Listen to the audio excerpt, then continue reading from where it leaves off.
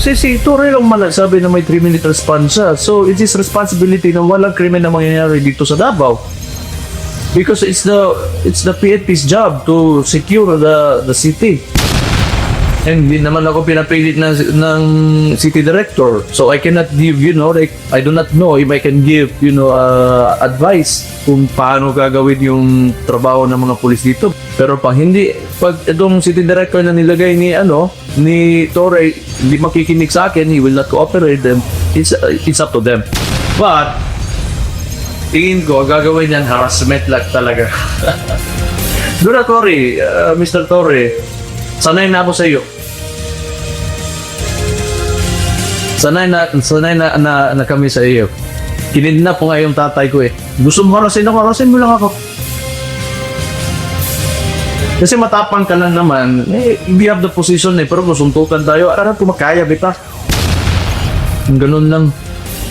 But you're a coward. You are nothing without your position. Sa totoo lang. Nagmamatalinuhan ka lang, yan ang talaga ginagawa mo. May 3-minute response ka, may nakaabang na dyan. Nakita ka talaga ng media.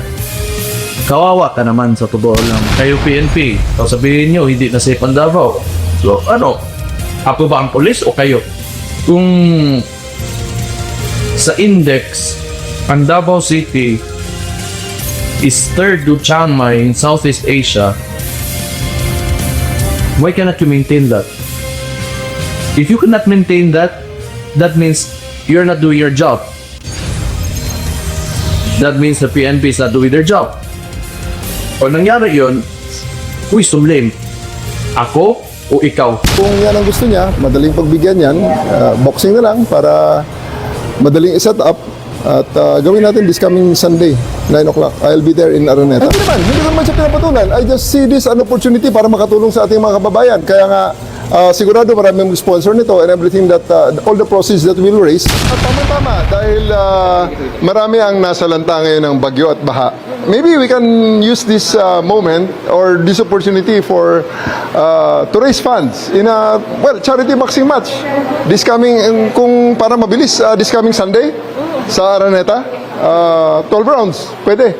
12 rounds sa sundukan para maganda. At para medyo marami-rami ang ma-raise natin, siguro you can find sponsors. Per round may mag-sponsor.